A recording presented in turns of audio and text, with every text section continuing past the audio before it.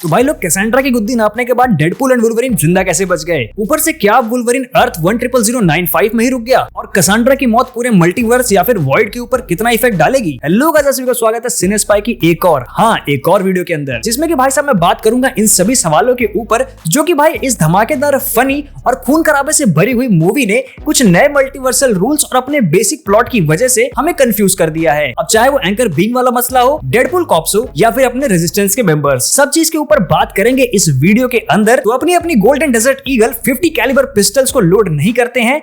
Let's get started. तो भाई movie शुरू होती है एक धमाकेदार येट एक बहुत बड़े कनेक्शन के साथ, जो कि होता है 2019 में आई लोगन मूवी से, जिसमें हमें पता है कि भाई लोगन मूवी के एंड में लोगन मर जाता है और X-23 यानी लॉरा उसे वहां नॉर्थ डकोटा के जंगल में गाड़ देती है। तो यहाँ पर डेडपूल उसी ग्रेव को डिग करता है इस उम्मीद में कि लोगन जिंदा होगा, लेकिन वहां उसे सिर्फ उसका स्केलेटन मिलता है। एंड फिर एक म्यूजिकल एक्शन सीक्वेंस आता है और इस सीन में डेडपूल वही अपना मोनोलॉग दे रहा होता है, जिसमें वो स्टोरी को एक नॉन लीनियर फॉर्म में नरेट करता है फोर्थ वॉल ब्रेक करके। जिसके बाद भाई हमें मालूम चलता है कि डेडपूल 2 के पोस्ट क्रेडिट सीन में हमने देखा था कि डेडपूल टाइम ट्रेवल करता है अलग अलग यूनिवर्स में, और यहाँ पर उसी चीज का यूज करके हमें दिखाया गया है कि वो MCU की 2018 ईयर में आता है, जिसमें टाइमलाइन के हिसाब से अभी थैनोस चीचा धरती पे नहीं आए हैं और ये इन्फिनिटी वॉर वाले टाइमलाइन के आसपास है। यहाँ पे डेडपूल हैप्पी के पास आता है एक एवेंजर बनने के लिए, बट हैप्पी उसे मना कर देता है। अब डेडपूल हमेशा से एक हाइपर कॉन्शियस बीइंग है, जिसकी वजह से वो सब कुछ जानता है कि वो एक कॉमिक बुक कैरेक्टर है और वो एक मूवी में है, और इसी वजह से वो फोर्थ वॉल ब्रेक करके ऑडियंस से बात करता है। एंड अपने यूनिवर्स के अलावा भी वो बहुत कुछ जानता है। इस मूवी में लोगन की एंडिंग को बिल्कुल भी रेडकॉन नहीं किया गया है, यानी कि डेडपूल के यूनिवर्स का लोगन मर चुका है एंड मार्वल वाले उसे चेंज तो नहीं कर रहे हैं। बट आगे डेडपूल को टीवी वाले पकड़ के ले जाते हैं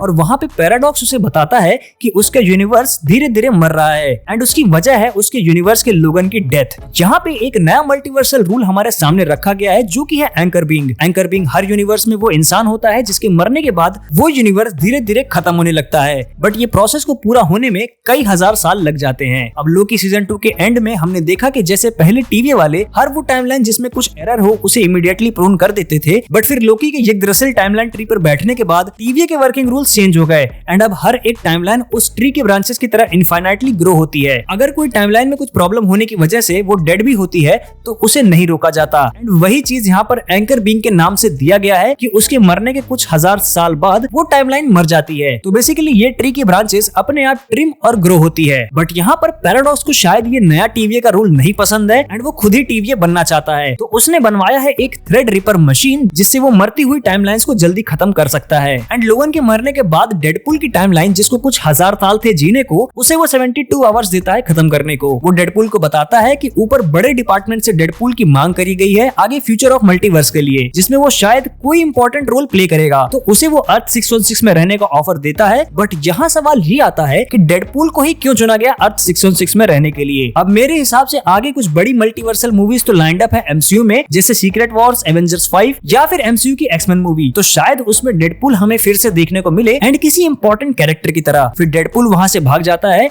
एंड फिर हमें कई सारी वुल्वरीन वेरिएंट्स देखने को मिलते हैं, जिनमें से वो पिक करता है इस वाले वुल्वरीन को, जिसे पैराडॉक्स सबसे वर्स्ट वुल्वरीन बताता है। तो बेसिकली इस वुल्वरीन के यूनिवर्स में ये एक किलर वुल्वरीन होता है जो लोगों को जान से मार देता है। एंड एक दिन जब ये अपनी एक्समैन टीम के साथ नहीं होता, यानी कि अपनी वही दारूबाजी कर रहा होता है, तो इंसान आके सभी एक्समैन को ब्रूटली मार देते हैं एंड वुल्वरीन इस सब को खुद की गलती मानकर एक डिप्रेसिंग फेज में चला जाता है। ये वाली चीज मुझे थोड़ा सा इंटरेस्टिंग लगी, क्योंकि I wanted to know more about this कि कौन लोग थे जिन्होंने सभी एक्समैन को मार दिया, क्योंकि क्या पता जो चीज इस मूवी में नहीं दिखाई गई वो शायद आगे एवेंजर्स वर्सेस एक्समैन मूवी या किसी और मूवी में एक्सप्लोर किया जाए, क्योंकि कॉमिक्स में कई सारे ह्यूमन विलन्स हैं एक्समैन के। वुल्वरीन और डेडपूल फेंक दिए जाते हैं वॉइड में, जहां पर उन्हें मिलते हैं बॉर्डरलैंड्स में रहने वाले द रेजिस्टेंस के मेंबर्स, जो होते हैं वेस्ली स्नाइप्स के ब्लेड, जेनिफर गार्नर की इलेक्ट्रा, चैनिंग टेटम के गैम्बिट और लोगन मूवी की डैफ्ने कीन वाली लॉरा यानी कि X-23। इस टीम में 2005 में आई फैंटास्टिक 4 वाले क्रिस इवांस का जॉनी स्टॉर्म यानी कि ह्यूमन टॉर्च भी होता है, जिसको भाई डेडपूल मरवा देता है, लेकिन भाई ये कैमियो जबरदस्त था। क्रिस इवांस ने यहाँ कैसेंड्रा को भयंकर गालियां दी थी, जिसकी वजह से उसकी खाल उधड़ गई।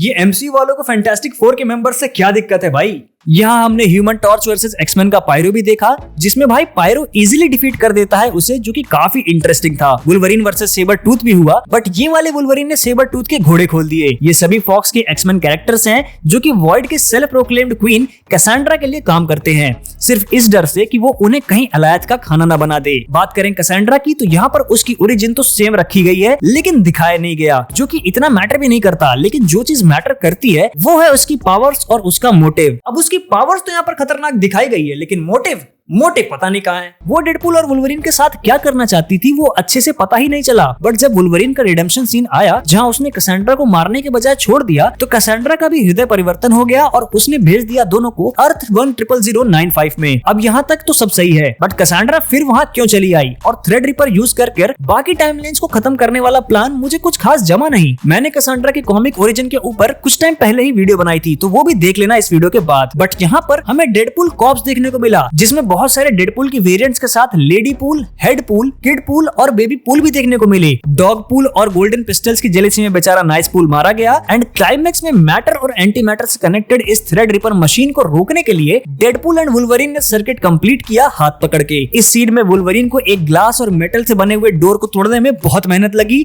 जबकि अंकल के क्लॉज एडमेंटियम के बने हैं। फिर एंड में थ्रेड रिपर ब्लास्ट हुआ, बट डेडपूल और वुल्वरीन मरे नहीं। उन्होंने थ्रेड रिपर की पावर को एंड्योर कर लिया और फिर इस वुल्वरीन ने रिप्लेस किया अर्थ 100095 के लोगन को, जो कि काफी अजीब है, क्योंकि इस तरह से अगर इजीली एंकर बीइंग्स को रिप्लेस किया जा सकता है तो फिर भाई इसकी वैल्यू थोड़ी कम हो जाती है। वैसे इस एंकर बीइंग वाले मैटर को आगे एमसीयू में लंबा खींच सकते हैं, क्योंकि एमसीयू का भी तो कोई ना कोई एंकर बीइंग होगा ही। और क्या पता सीक्रेट वॉर्स का पूरा मसला ही इस पे बेस्ड हो कि जिन दो यूनिवर्स के बीच में इनकर्जन होगा, उनके एंकर बीइंग्स के पीछे ही लोग पड़ेंगे, ताकि अगले का यूनिवर्स खत्म कर अपना बचाया जा सके। सारे डेडपूल वेरिएंट्स प्रून कर दिए जाते हैं हंटर B15 के द्वारा, और वॉइड के रेजिस्टेंस मेंबर्स को उनके यूनिवर्स में भेज दिया जाता है। बट एट लास्ट बात करें इसके पोस्ट क्रेडिट सीन की, तो ये काफी फनी बट स्टोरी के लिए अनइम्पोर्टेंट सीन था। जॉनी स्टॉर्म की कैसेंड्रा को दी गई गालियां दिखाई जाती हैं, जो कि क्रिस इवांस के मुंह से बहुत मजा आ रहा था सुनने में, क्योंकि कैप्टन के रोल में देख देख के एक आदर्शवादी क्रिस इवांस की आदत लग चुकी थी हमें। ये मूवी फनी, एक्शन से भरपूर और बहुत छोटी थी। इस मूवी में बहुत सी चीजों को अच्छे से टाइम लेकर एक्सप्लेन किया जा सकता था, पर मेकर्स ने इसे एंटरटेनमेंट और फैन सर्विस की तरफ ज्यादा रखा, जिसकी वजह से एमसीयू को एक रिवाइवल तो मिला ही है, बट आगे चलकर पता चलेगा कि भाई ये मूवी कितनी ज्यादा इंपॉर्टेंट होगी आने वाले मल्टीवर्सल सागा के लिए। तो इसी के साथ इस वीडियो को यहीं पर एंड करते हैं। मैंने मेजर चीजें तो इस वीडियो के अंदर कवर कर दी हैं, लेकिन फिर भी अगर मुझसे कोई डिटेल छूट गई हो तो मुझे कमेंट सेक्शन में जरूर बता देना। वीडियो पसंद आई हो तो लाइक कर देना। तुम्हारे कोई दोस्त जिन्होंने डेडपूल एंड वुल्वरीन मूवी देख ली है, उन्हें मेरी वीडियो जरूर शेयर कर देना। और ऐसे ही मजेदार वीडियोस देखने के लिए मेरे चैनल को सब्सक्राइब करना बिल्कुल मत भूलना, और हाँ वो बेल आइकन भी जरूर दबा देना। तो अब मैं भी चलता हूँ, मुझे नाइस पूल के फ्यूनरल में जाना है।